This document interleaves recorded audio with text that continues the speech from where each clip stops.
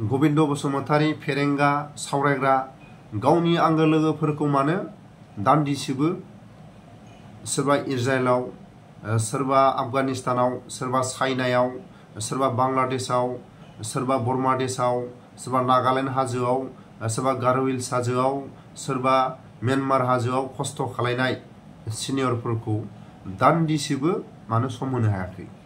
दान्दिसेबो मानो सम होनो हायाखै? मालानि समाव फेरेंगाया गावनि आंगो लोगोफोरखौ बानानै खारनाय रेकर्ड दं।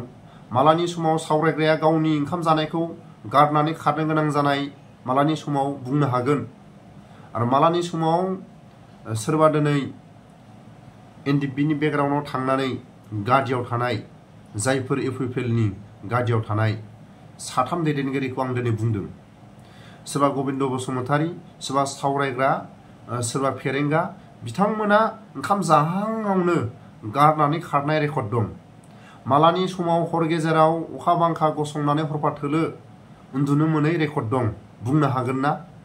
हानाय नङा।